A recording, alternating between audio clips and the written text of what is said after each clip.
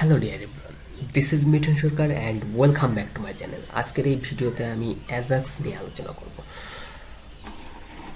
অর্থাৎ what is Ajax. Asynchronous JavaScript and XML এর short name হচ্ছে অ্যাজাক্স। অর্থাৎ আমরা অনেকেই ওয়েবসাইট ব্রাউজ করে থাকি, তো ব্রাউজ করার পর দেখবেন যে সেখানে কিছু কিছু ফাংশনালিটি থাকে যে পেজ রিলোড ছাড়াই কিন্তু সেটা আবার কাজ করে। অর্থাৎ আমাদের যখনই আমরা ক্লিক করার পর আমাদের ওয়েবসাইটে হিট করবে, হিট করার পর সেই ডাটাকে শো করবে, প্রয়োজনে ইনসার্ট আপডেট ডিলিট করতে পারবো, কিন্তু কোনো পেজটা রিলোড নিবে না। এটা হচ্ছে অ্যাজাক্সের কাজ সাধারণত।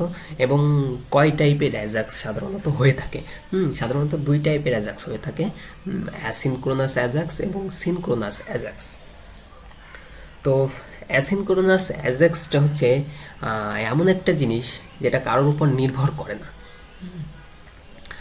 কারোর উপর নির্ভর না করেই সে কাজটি করে থাকে। সাপোজ আমি মনে করি যে আমি একটা দোকানদারের কাছে যাই, দোকানদারের কাছে যাওয়ার পর সেই দোকানদার একটা কাস্টমারের সঙ্গে কমিউনিকেট করছে, একই সঙ্গে আমি যাওয়ার পর আমার সঙ্গেও সে কমিউনিকেট করছে। অর্থাৎ সে ওয়েট না করে, কারোর উপর ডিপেন্ড না করে দুইজনের সঙ্গেই সে কমিউনিকেট করছে। এটাই হচ্ছে অ্যাসিনক্রোনাস অ্যাজাক্স।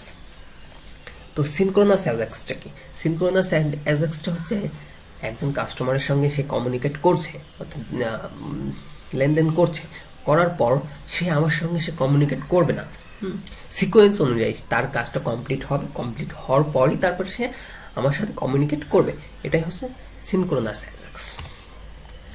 তো এর কিছু এক্সাম্পলও দেখতে পারি এবং কিছু ডিসঅ্যাডভান্টেজও আছে। এক্সাম্পল যদি দেখি তাহলে ফেসবুক লাইকের যে বাটনটা আছে, তো সাপোজ আমরা স্ক্রল করতে করতে করতে করতে অনেক নিচে চলে আসছি, তো নিচে চলে আসার পর একটা লাইক বাটনে ক্লিক করলেই যদি পেজটা রিলোড নেয়, রিলোড নিলেই দেখবেন যে ইউজারের যে এক্সপিরিয়েন্সটা, সেই এক্সপিরিয়েন্সটা নষ্ট হয়ে যায়, খারাপ হতে থাকে।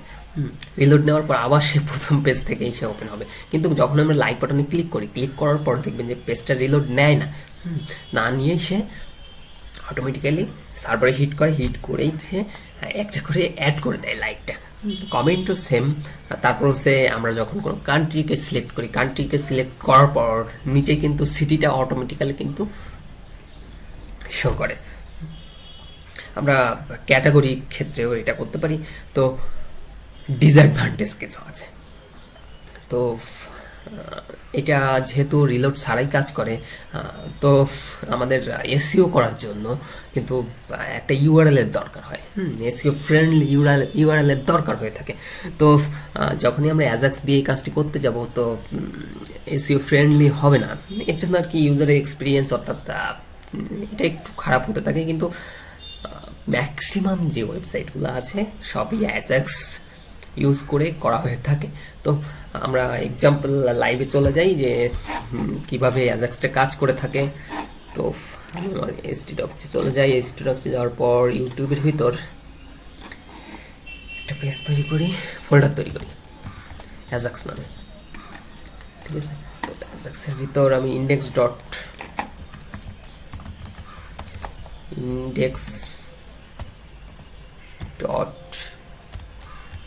পিএইচপি পেজটা নেই। তারপরে এই অ্যাজাক্সটাকে আমি সাবলাইম টেক্সট ওপেন করাই।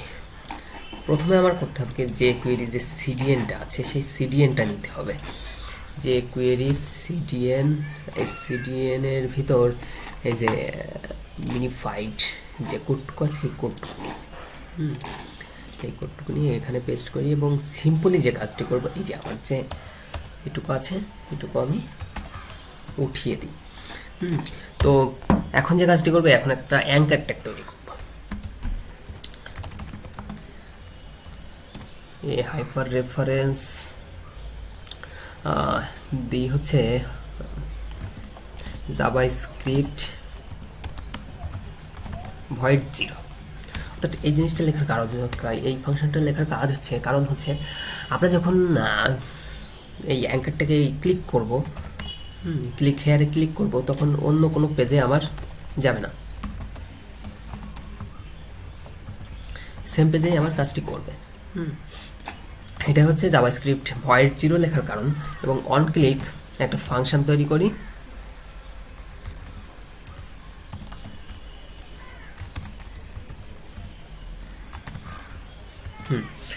তো ক্লিক হেয়ার।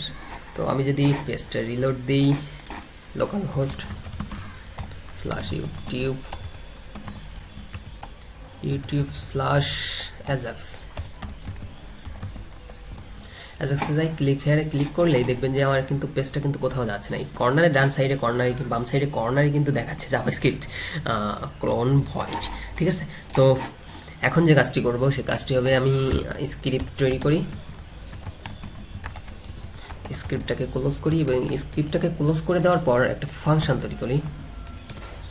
ফাংশন এই যে ক্লিক হেয়ার নামে যে আমি এটা তৈরি করেছিলাম, এটাকে এখানে দিই ফাংশন নেম।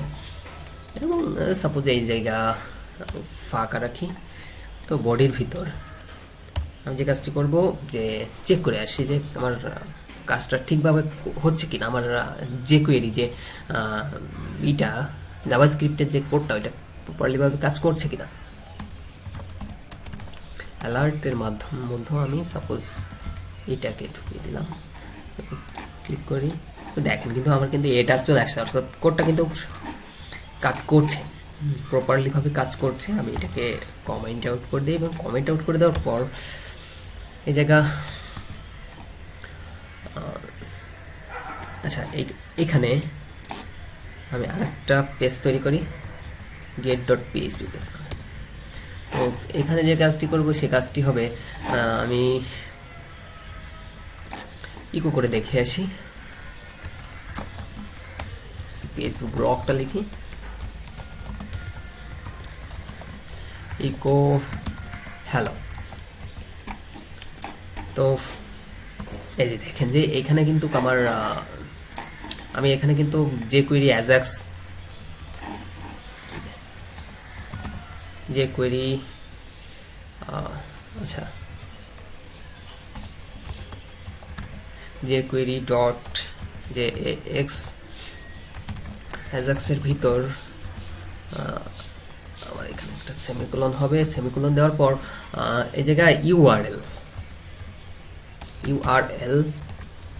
কোথায় যাবে, get.php। আমি কিন্তু মাত্র কিন্তু তৈরি করে আসলাম যে get.php পেজে আমার হিট করবে এবং কোন মেথডে যাবে, type is equal to type যাবে হচ্ছে পোস্টের মাধ্যমে আমার ডাটাটা যাবে। এবং এখানে একটা সাকসেস, আচ্ছা এখানে একটু কমা হবে, সাকসেস ফাংশন রেজাল্ট নামে একটা ফাংশন তৈরি করলাম এবং অ্যালার্ট করব কাকে, এই যে রেজাল্টকে। দেখেন এখন যদি আমি ক্লিক করি, ক্লিক হেয়ারে ক্লিক করলে তো আমার যাবে কোথায়, আমার যাবে হচ্ছে কোথায়, আমার যাবে হচ্ছে এই যে get.php পেজে পোস্ট মেথডের মাধ্যমে যাবে এবং এই যে ফাংশন সাকসেস ফাংশনটা আমাকে কি দেখাবে, আমার এই যে হ্যালো লেখাটা সম্ভবত দেখাবে। আমি যদি রিফ্রেশ দিলে ক্লিক হেয়ারে ক্লিক করলে দেখেন যে আমার পেজটা দেখেন যে কিন্তু রিলোড নেয়নি। রিলোড নেয়নি, ক্লিক হেয়ারে ক্লিক করবো পেজটা কিন্তু রিলোড নেয়নি। ঠিক আছে, তো রিলোড ছাড়াই কিন্তু আমার কিন্তু এটা হ্যালো আসছে। এখন যদি আমি একটু কনসোলে যাই, কনসোল বলছি, যে নেটওয়ার্কে যাই, ক্লিক হেয়ারে ক্লিক করব। ক্লিক হেয়ারে ক্লিক করলে দেখবেন যে আমার কিন্তু get.php পেজে যাচ্ছে। ঠিক আছে, হিট করেই আমাকে সে হ্যালো লেখাটা প্রিন্ট করে দেখিয়ে দিচ্ছে। তো এখন দেখেন যে আমি একটা ইনপুট টাইপ নিব, ইনপুট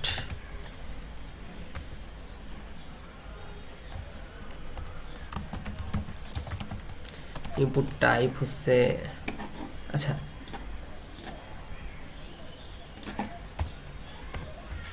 আমরা ইনপুট থেকে ডাটাটি নিব। ঠিক আছে, টেক্সট বক্স টেক্সট বক্স এবং একটা আইডি তৈরি করব নাম নামে। এখানে একটা স্ল্যাশ দিই, তো এখানে রিফ্রেশ দিই। রিফ্রেশ দিলে দেখবেন যে আমার একটা ইনপুট ফিল্ড তৈরি হয়ে গিয়েছে। তো এই যে দেখেন টেক্সট বক্স নামন। এখন একটা ভেরিয়েবল আমরা তৈরি করব। ভেরিয়েবল তৈরি করার জন্য নামন নামে একটা ভেরিয়েবল তৈরি করি, ইকুয়াল টু jquery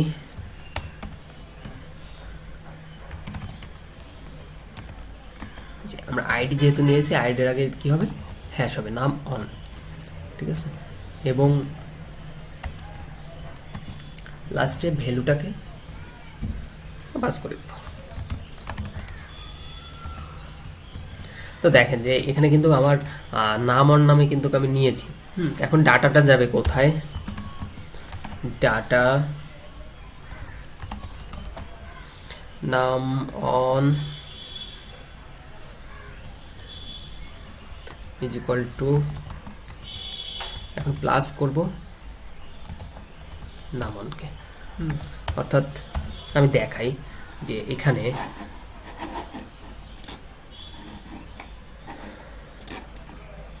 এখানে যদি সাপোজ প্রিন্ট আন্ডারস্কোর আর্ক করি, আর্ক করে যদি ডলার আন্ডারস্কোর পোস্ট করে দিই, পোস্ট করি,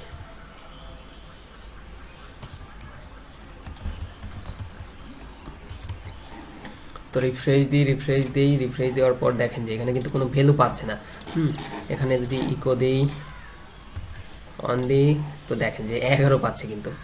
নাম অন, এখানে একটা আন্ডারস্কোর হয়ে গিয়েছে, এই আন্ডারস্কোরটা